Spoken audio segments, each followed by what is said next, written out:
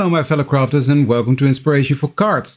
Today I'm going to be doing quite an elaborate video on the magic of embossing powders. And then when I speak about embossing powders, I mean the Distress Embossing Glazes, because they are really special to me.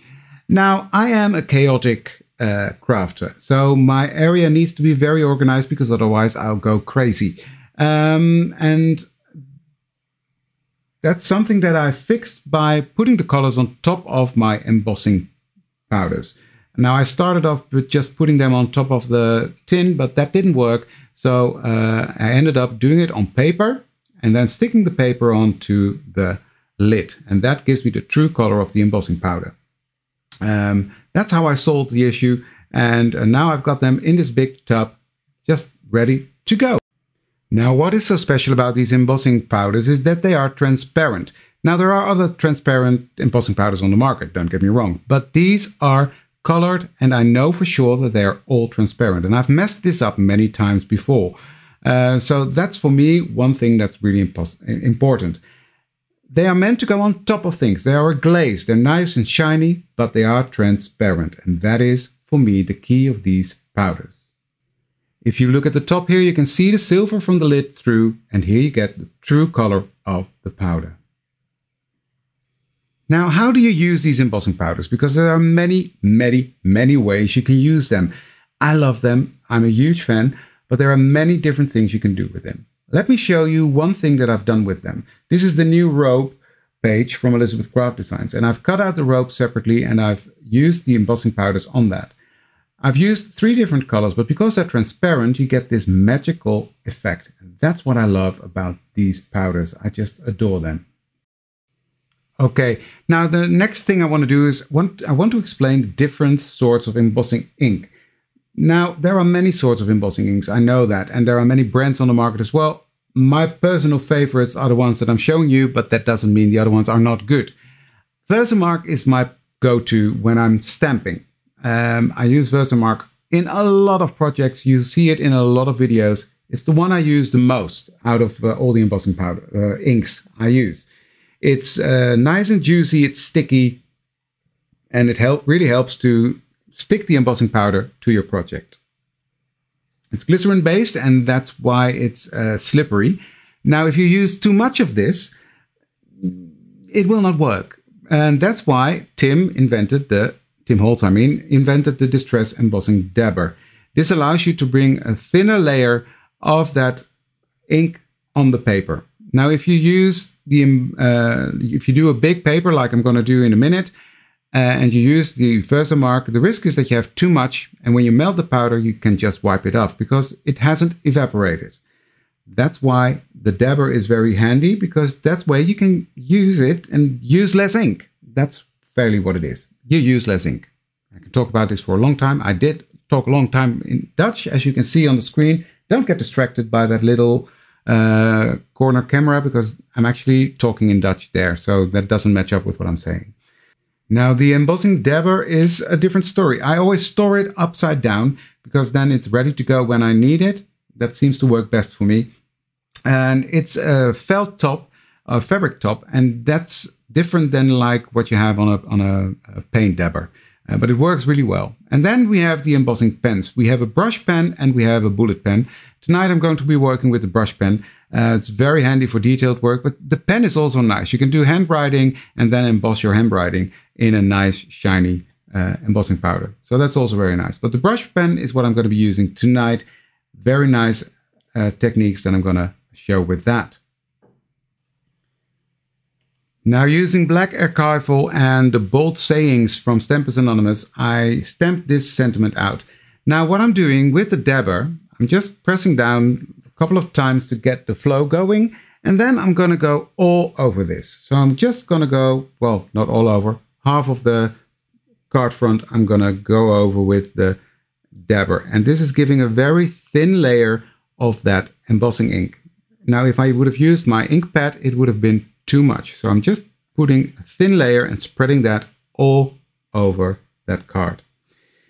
Next, I'm going to take my embossing powder and I'm going to choose, I think, cracked pistachio, and cover this all in cracked pistachio. Yeah, there we go. So, what's important to notice is that the color that it puts on there is not the color it's going to be. What you need to remember is that the melted color is matching the ink color. So cracked pistachio is only looking like cracked pistachio on white cardstock once it's melted. Now here you see me start to melt it, and it's what you can see, and this is what I love about these distress inks. It intensifies the black ink. It makes the black ink even blacker. It's completely see-through, it's completely transparent, and gives you a really, really nice effect. Now taking the dabber again, I'm going to cover the rest of the paper and cover up the rest of that thank you.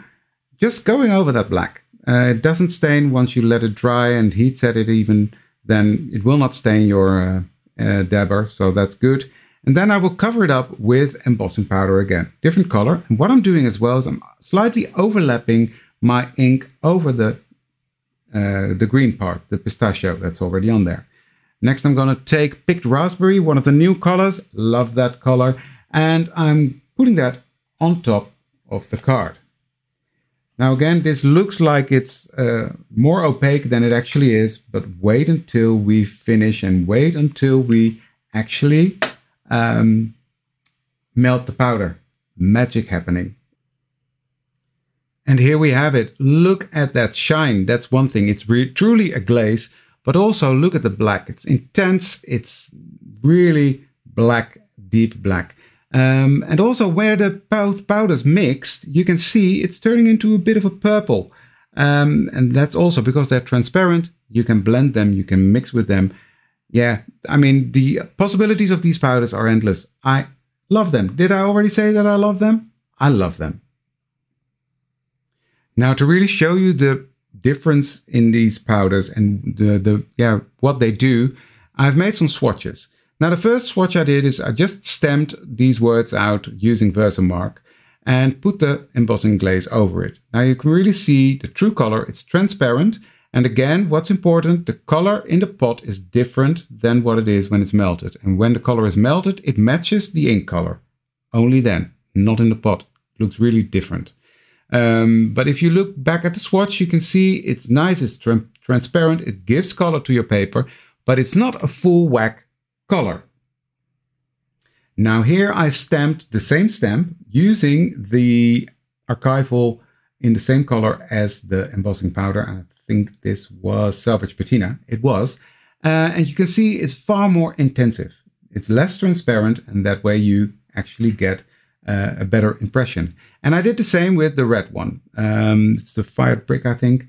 Yeah, you can really see the difference. Now here I stamped the same color, Salvage Patina, onto a cream colored paper. And you can really see the difference in color already. It's turning more green. Yellow and blue make green, so the colors blend. But when you stamp with the ink first, and then go over it with the embossing powder, you get a different story. Here I did the same on Craft. You see it's really transparent. Cool effect though, but yeah, it's really transparent. And when you stamp over the ink, you already get a better impression. The ink is a transparent, so what you see on this darker paper already is that it's already showing through. But it still gives a better impression of the ink than just with Versamark and the embossing powder. Then it's getting too transparent almost. Now what I did here is I stamped on black. And the first one is just Versamark with the embossing glaze. And you see a nice watermark impression, really nice, but then you can just use a transparent embossing powder for that. Nothing special about it. It has a slight haze of color, but yeah, not much. Same here, I've stamped with that same archival ink, but that ink also is a transparent, and on black, you don't see it. Now, if you do it with an oxide, you get a different view.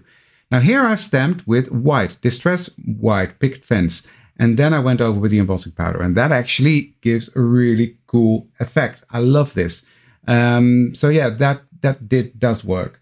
Now here, and I'm not sure you can really see it on camera, but I've stamped black ink on white paper, and that actually embossed it with the two different colors. And you actually see a bit of a haze. You see a bit of blue and a bit of red undertones in the black. So that actually does make a difference, but it's not a big, massive thing. Okay, on to the next project. And we're going to be building up towards more and more of a card front. What I did here, I stamped a background using Archival in a gray color. I don't know the color by heart. And I've got a Tim Holtz stencil as well from Ideology. And I'm going to use some paste. Now, the first paste I'm going to use is a transparent gloss paste. And I'm going to put that through my stencil on the card. And before that dries, I'm going to cover that with embossing powders. Using the Distress, not the Distress, the Ranger Texture Paste Transparent Gloss. And I'm covering the whole stencil with that, or the whole paper. And when I'm done, I'm just going to put my stencil in a bathtub and clean it off. And then I'm going to take my embossing powders and start to cover it. Now I'm just doing that by pinching some embossing powder between my fingers and covering up that picture that we just put on there with the stencil. So I'm doing this really not randomly. I'm really picking where I'm dropping the color, and I'm doing that on the flower petals. I'm using the pink on the flower petals to create the illusion of having a flower. Now it looks like a hot mess, but trust me, it all comes together. Using a slightly lighter pink, I'm going to cover the rest of the leaves, so the inside is going to be slightly darker. And where that other powder already is, the lighter powder will not stick to the gloss that's on there. And with that, you sort of color with embossing powders. You create a really nice effect with this.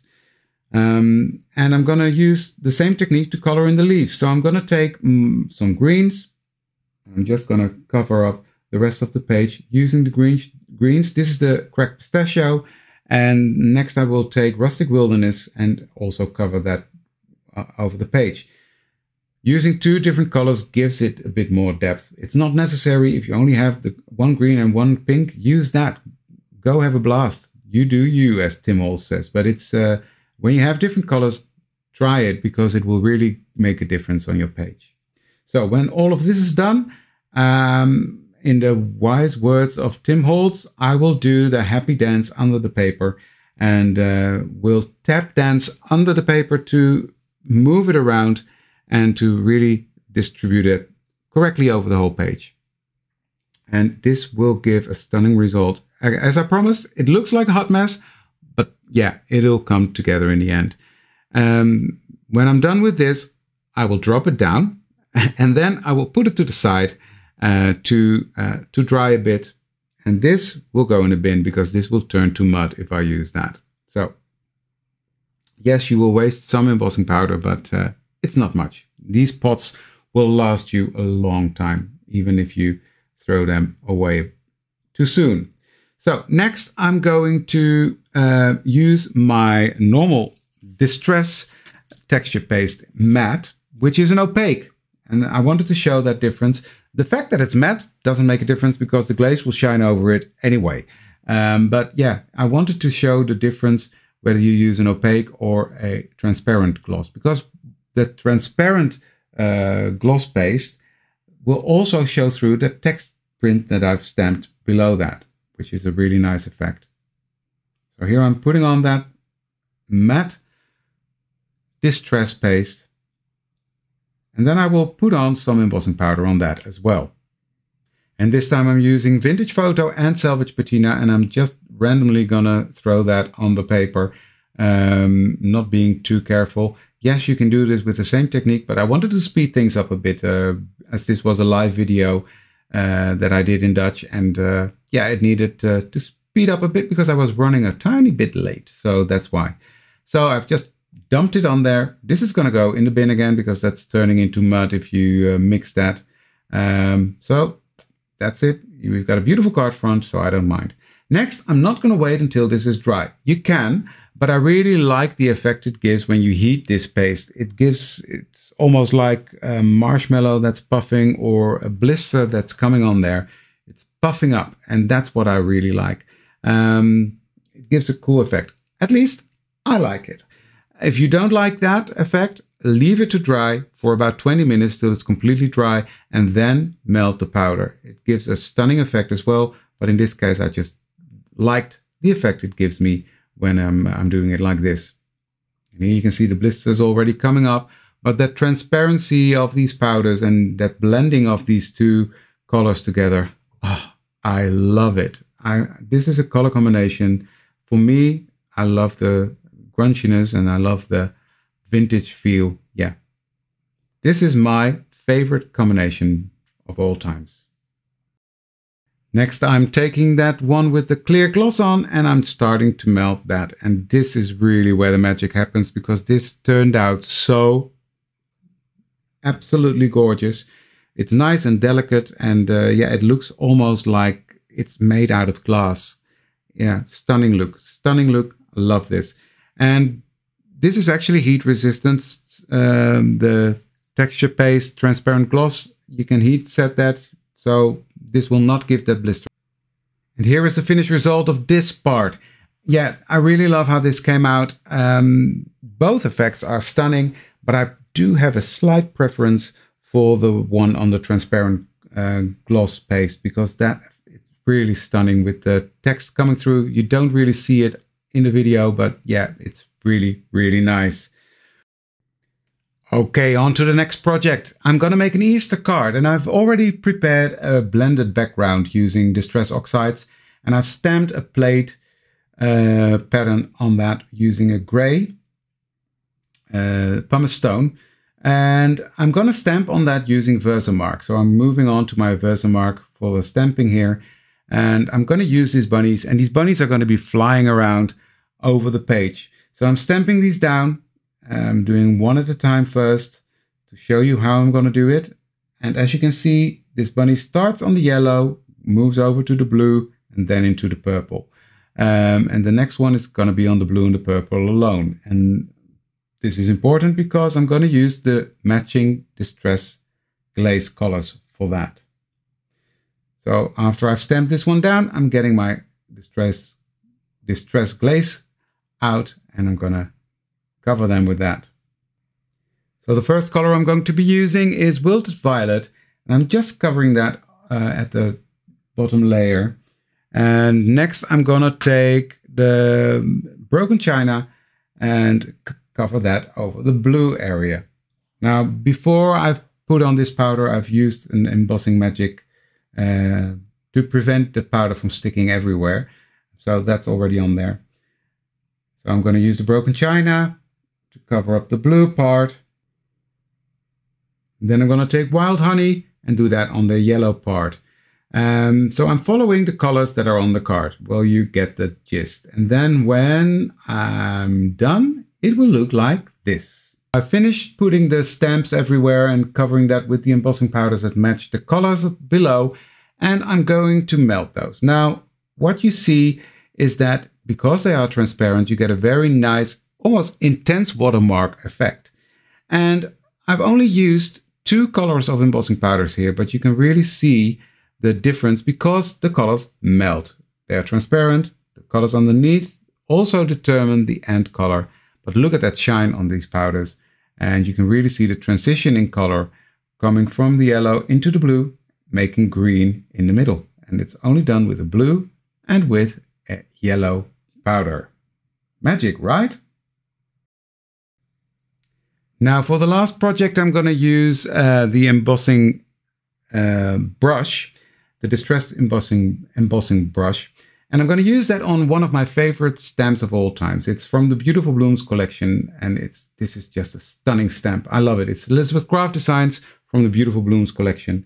And I've stamped that with my VersaFine Black, and I've put the normal transparent, the clear embossing powder, the fine detail over that. So that's already heat embossed. And then I'm just going to color in the flowers using my embossing pen, that is, with the brush tip. I'm just going over the lines, doesn't matter, just coloring in, making sure that embossing ink is everywhere in the flower. And then I'm going to cover it up with saltwater taffy. So saltwater taffy is on there, and then I'm going to melt that powder that's on the card. And this is what I really love about these Distress Embossing Glazes. Because of their transparency, the black will just shine through and you really see the depth of the flower still. So what I'm going to do, I'm going to finish up this whole front, color in the rest of the flowers, and then coloring them with saltwater taffy. And I'm going to do the same with the leaves, and then I will show you the end result. So here I am, nearly finished with the card front, or at least with the embossing part, that is. I'm doing that. Now I really can't remember the name of this insect. Libelle it is in Dutch, but what's the name in English? Dragonfly, that's what it was. Finished coloring the dragonfly, heat embossed that. So that's all done and dusted. Beautiful as is. Put a sentiment on and you've got a beautiful card. But I'm going to do more to it. Now using tumbled glass and the blending foam, I'm just going to cover that background with this beautiful blue color. And just going to go over the embossing. Doesn't matter. Just covering it up. Covering up that whole page with that tumbled glass. Next, I'm coming in with broken china and gonna give that a bit more dimension by darkening up some of the areas. Not everything, just certain parts of the card that I want a bit more depth to. And I'm not being too picky and not being too pedantic about blending the colors. No, I just want to put a good layer of color on there, because when I'm happy with my blending, I will just spray the bajinga out of this and really wet it so the colors blend and I get a beautiful blended, soft, chalky finish background, which in this case, I don't like. But we're going to fix that. But I do love the oxides. I love the opportunity you get with them to blend so beautifully and to really have a soft and chalky finish. I love that about the oxides, don't get me wrong. But in this case, I want a more vibrant finish. And we're going to fix that. So here's the water. The water is on there. I'm just going to let that run a bit. And then I'm going to dry that. Using my Ranger heat tool, I'm drying that. And then I'm going to take a paper towel and dab off any excess. Now this is completely dry. And what I'm going to do, I'm going to take a damp paper towel. And I'm just going to rub off that excess ink from that embossed area, and you can really see it coming up again. It really makes a difference. Now, just a little tip: if your embossing is a bit dull after this, just heat it up again and the shine will come back. In this case, it wasn't necessary because the shine is still there. It's still stunning. So, but sometimes that happens after ink blending over it. It becomes a bit dull. That's easy to solve just by heating it again. Now I'm going to take my Distress Micro Glaze. Confusing. Almost the same name, but this is something completely different. It's a wax, and I'm going to use a blending tool to put that onto my card. And what this does, and you will see that happen in the video, it really brings the intensity of the coloring back. I've done a video. If you look at my channel, you will find a video where I completely explain how this works and how you do that. But you will see in a minute when I go over this. I'm making sure it's really dry because then it works the best. And when you go over this, you see the different layers of color that are on there, and you really bring out the intensity of the color. That is really where the magic happens. I love that effect, especially with the intense shine of these embossing powders that are on there. So here I'm putting on that glaze, and you can really see it happening.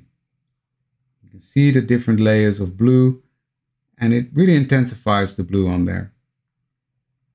Now it's still a bit shiny now, but when I'm done, I'm going to come over with a paper towel, not damp, just dry piece of paper towel, and rub over that. Remove any excess, and then your paper is just the same matte finish as it was before. So it's not leaving it shiny, but it is bringing out the intensity of the color. And it's waterproof now, which is also not a bad thing, because when it's going in the post and it gets wet, it will not stain anything. And here we have it, the finished card front. Now I will put in a picture right now of the two cards that I made tonight. The Happy Easter I finished, and the Happy Birthday card I made, which is the last card front that you just saw.